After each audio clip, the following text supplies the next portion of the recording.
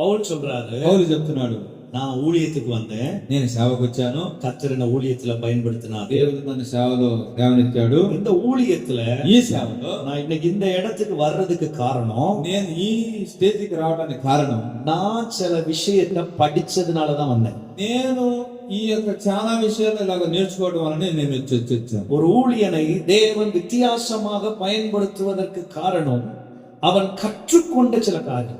ఒక సేవకుడు దేవుడు అలాగా ఎదుగుతాడడానికి కారణము అతను నేర్చుకునే దాంట్లో ఉన్నది కారణం. பவுல் என்ன படிச்சாராம்?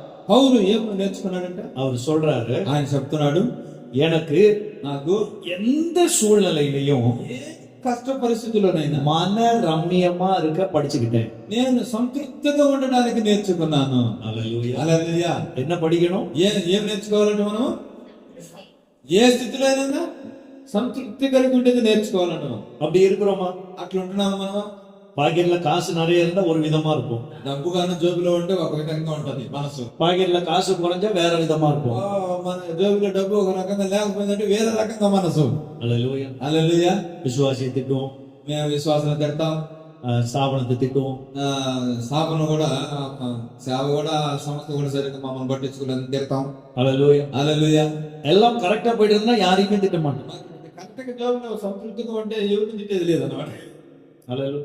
கர்த்தர் நடத்துறாரு, దేవుడు నడిపిస్తున్నాడు, ஆண்டவர் நல்லா வச்சிருக்காரு. దేవుడు మంచిగా పెట్టుకున్నాడు. ஒண்ணும் இல்லாம வரும்போது, ఏమి లేని పరిస్థితి, பசி வரும்போது, ఆకలి వచ్చినప్పుడు, பட்டினி வரும்போது శ్రమ వచ్చినప్పుడు அவரு கூட கண்டுக்க மாட்டாரு.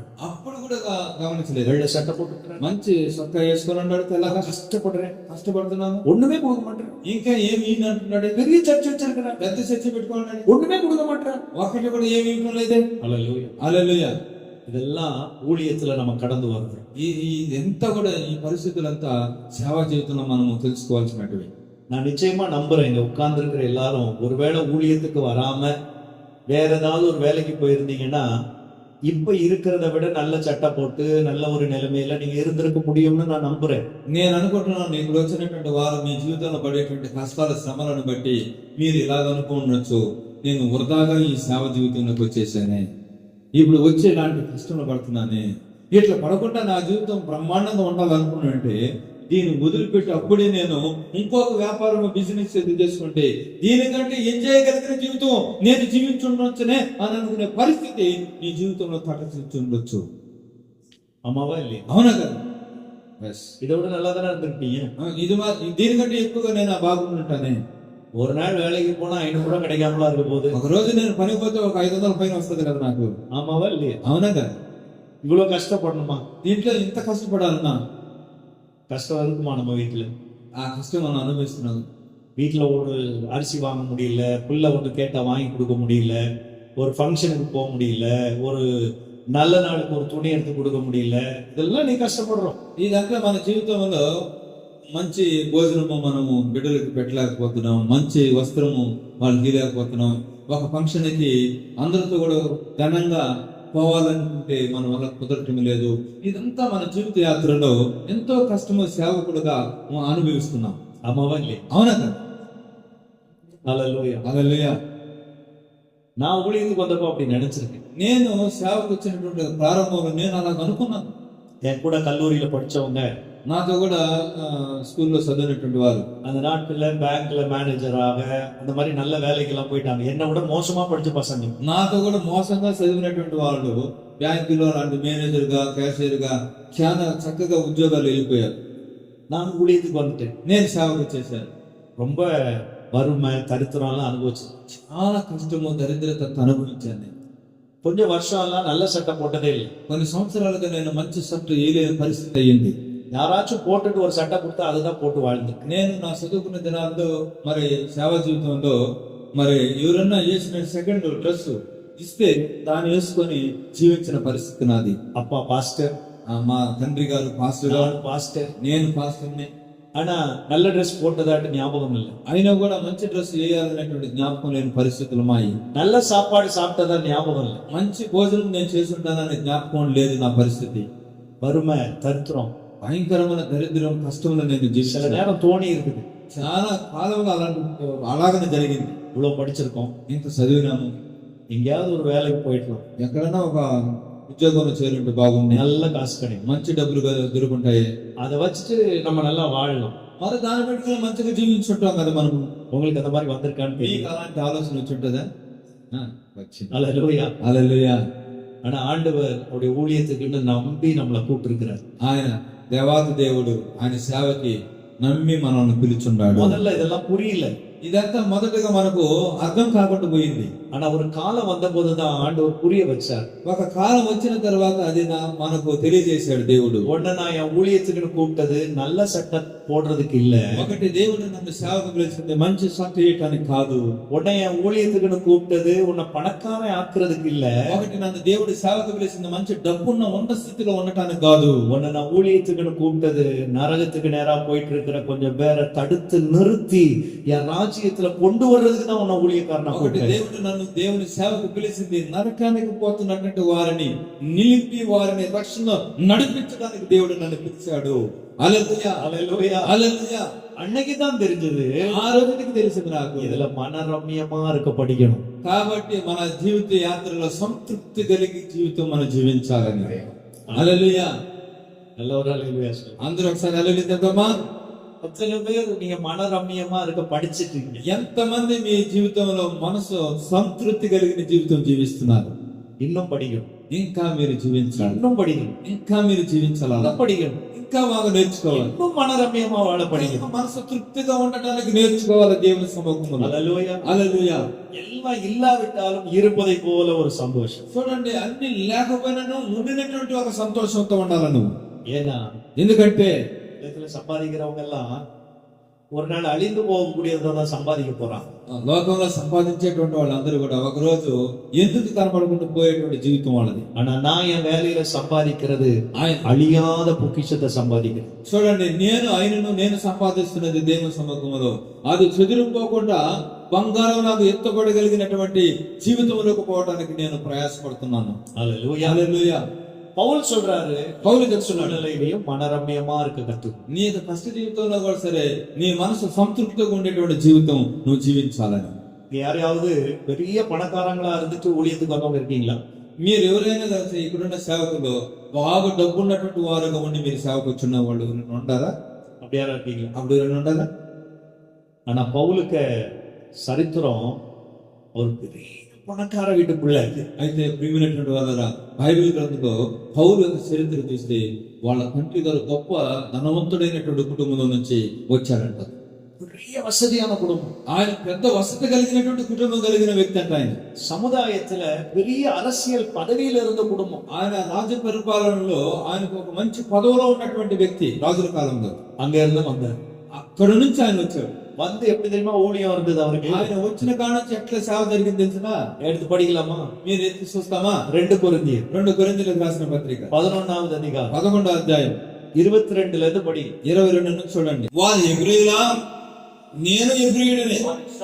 వారు ఇశ్రాయేలా, నేను ఇశ్రాయేలు వాడనే. వారు అబ్రహాము సంతానమా, నేను వాడనే. వారు క్రీస్తుకు పరిచారకులా, వేరు వాడని మాట్లాడుతున్నాను. నేను మరి ఎక్కువగా క్రీస్తుకు పరిచారపడను, మనం విశేషముగా ప్రయాసపడుతుంది, మరి అనేక పర్యాయములు శరసాలలో ఉంటుంది, అపరిమితముగా దెబ్బలు తింటుంది, అనేక మారి ప్రాణాపాయంలో ఉంటుంది.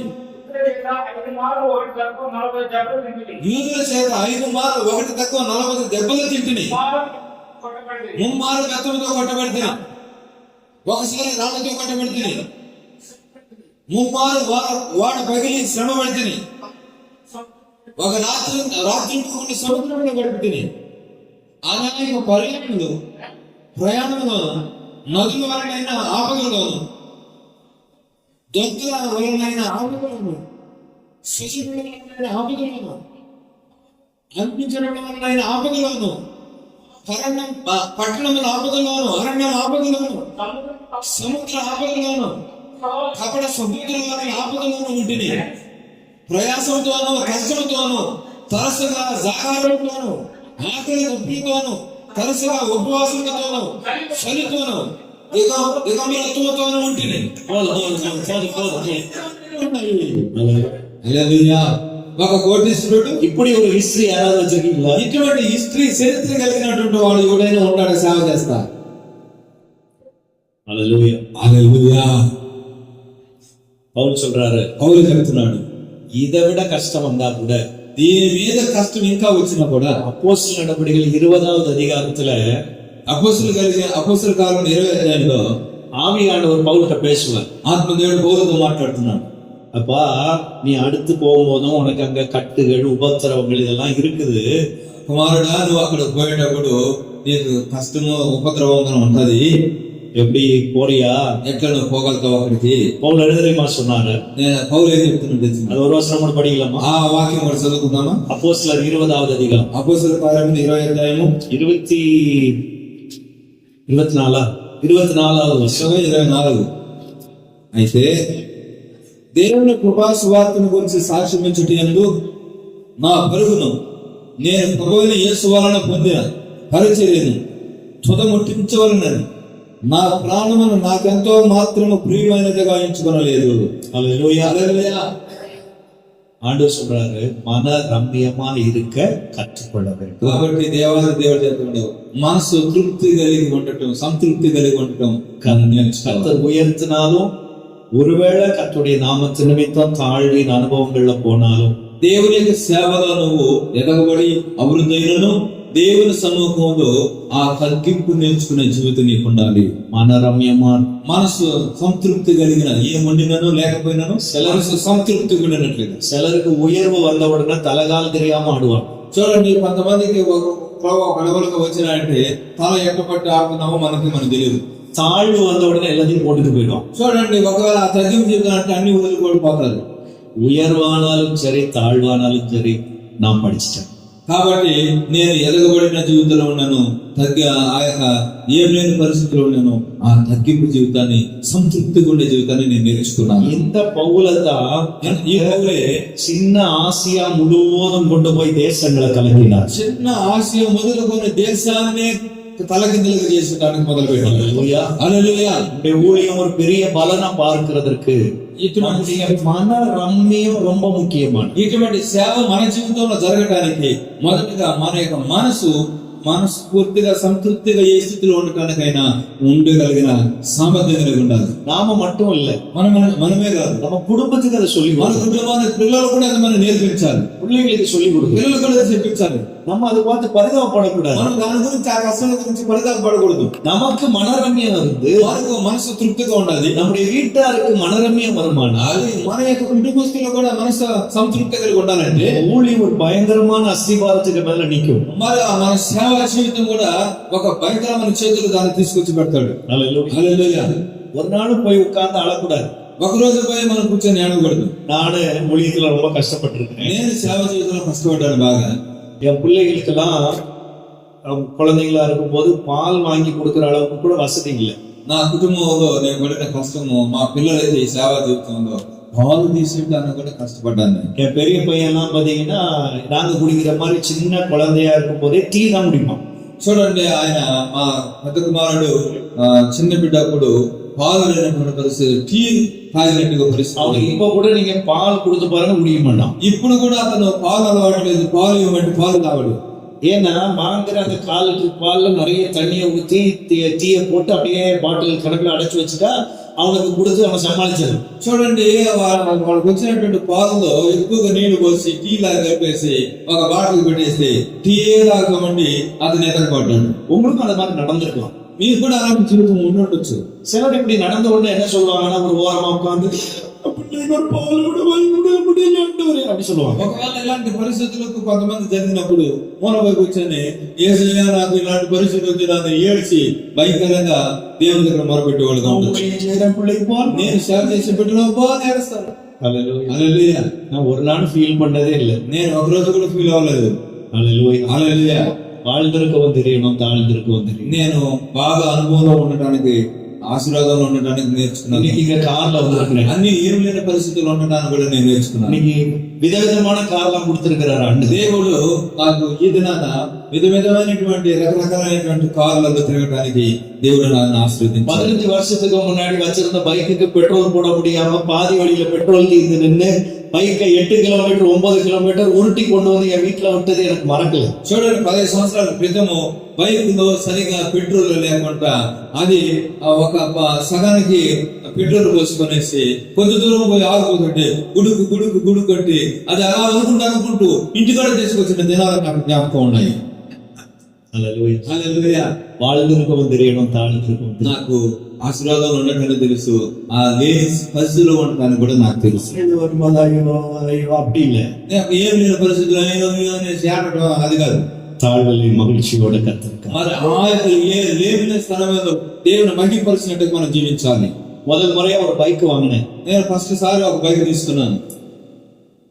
டியூ போட்டு అది డ్యూలు ఈఎంఐ కట్టணும். ఈఎంఐ తీసుకున్నాను. 5 మాసం కట్టல, 5 నెలలు కట్టలేకపోయినాను. தூக்கிட்டு போயிட்டான். వాళ్ళు ఎత్తుకుని వెళ్ళిపోయినారు. அப்புறமா 2 வருஷம் கழிச்சு மறுபடியும் ஒரு பைக் வாங்கினேன். అది అలా వరకు వదిలేదా 2 సంవత్సరాల తర్వాత ఇంకో బైక్ తీసుకున్నా.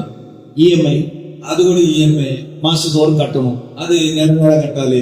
4 மாசம் கழிச்சு கட்ட முடியல.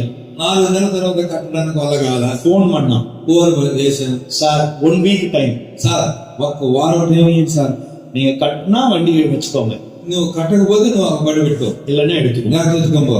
நான் ஆண்டவர்கிட்ட சொன்னேன், నేను దేవుడి దగ్గర చెప్పాను, ஆண்டவரே యేసయ్యా பைக் இருந்தாலும் ஊழிய செய்வேன், బైక్ ఉన్నా సేవ చేస్తాను, பைக் இல்லைனாலும் ஊழிய செய்வேன். బైక్ లేకపోయినా కూడా చేస్తాను. இருக்கணுமா வேண்டாமான்னு நீங்க முடிவு பண்ணிக்கோ.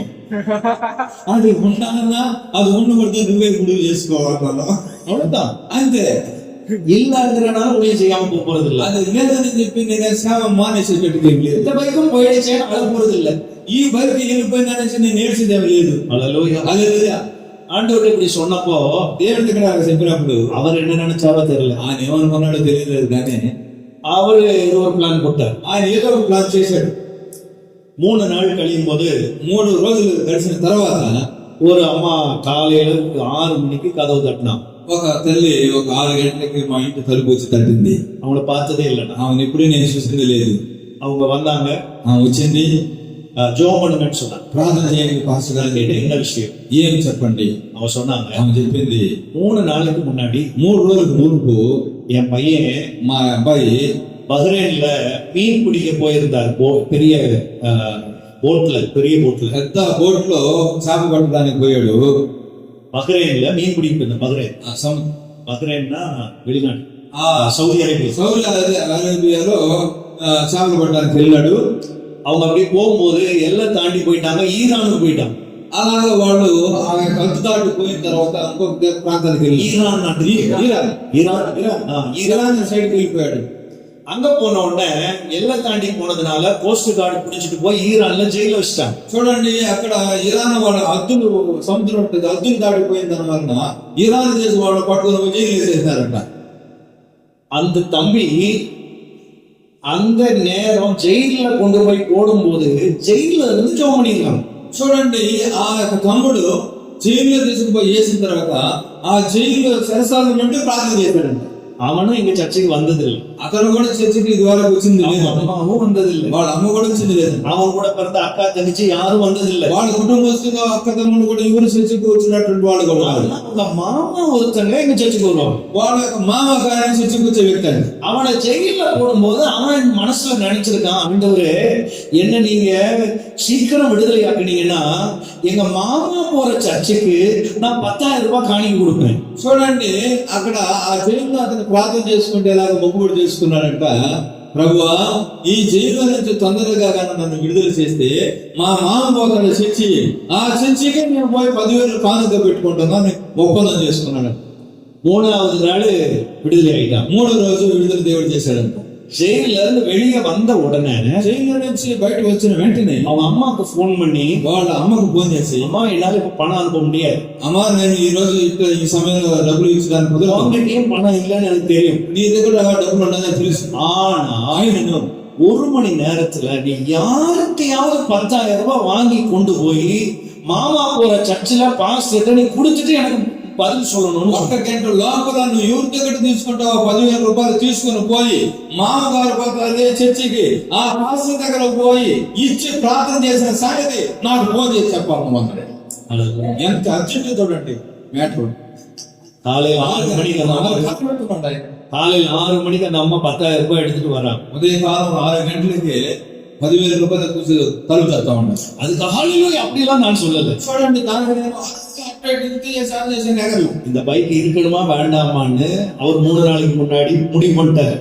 ఈ బైక్ నా దగ్గర ఉండాలన్నా ఉండకూడదని 3 రోజుల ముందుగానే నువ్వే முடிவு చేసుకొని చెప్పారు. నేను ஹalleluya அவர் இருக்கணும்னு முடிவு பண்ணதுனால ఆయన అది ఉండాలా నీకు ఉపయోగపడాలని అనుకోవడం వల్ల సౌదీ అరేబియాలో ஒருத்தனை జైలుకి అனுப்பి సౌదీ అరేబియాలో ఒక వ్యక్తిని జైలు కనిపించి அவனை அங்க வச்சு அப்படி சொல்ல வச்சு ఆయన అతన్ని జైలు పెట్టి అక్కడ అతను ఇక్కడ அவங்க அம்மா காலையில பணத்தை கொண்டு வந்து என்கிட்ட கொடுத்து ஜோம் பண்ணிட்டு போறாங்க. డబ్బులేనటువంటి ఆ అమ్మ వేరే దగ్గరికి వచ్చి ఉదయకాలంలో తీసుకొచ్చి డబ్బించి ప్రార్థన చేయించుకునే కార్యం దేవుడు చేయించాడు. எலியாவே தேவன் இன்னும் உயிரோட தான் இருக்கிறார். చూడండి ఏలియా దేవుడు ఇంకా జీవంతోనే ఉన్నాడు మనతో కూడా. ஹalleluya நம்ம ஒண்ணு மட்டும் படிச்சுட்டா போதும், வாழ்ந்திருந்தாலும் தாழ்ந்திருந்தாலும் மனரம்யமா இருக்கும். చూడండి మనం ఒకటి నేర్చుకుంటే చాలు, బాగా ఉన్నతమైన స్థితిలోనూ లేని స్థితిలోనూ మనసు సంతృప్తి కలిగిన జీవితం నేర్చుకుంటే చాలు. మనం இன்னும் நாம் படிக்க வேண்டியது நிறைய இருக்கு. నేను ఇంకా నేర్చుకోవాల్సింది చాలా ఉన్నది. உங்களை பிரசங்கிக்கிறதுனால நான் ரொம்ப மனரம்யமாயிட்டேன்னு சொல்ல தெரியல. ప్రసంగం చేస్తున్నానని మనసు సంతృప్తి కలిగిన వ్యక్తిగా ఉన్నానని నేను అనుకోవడం లేదు. அதனால ஆண்டவர்கிட்ட கேட்கிறேன், மனரம்யமா இருக்க உதவி செய்யுங்க. కాబట్టి ఇంకా నేను దేవుడి దగ్గర వేడుకుంటున్నాను, నా మనసు సంతృప్తి కలిగినటువంటి జీవితం సేవ నాకు దయచేయాలి.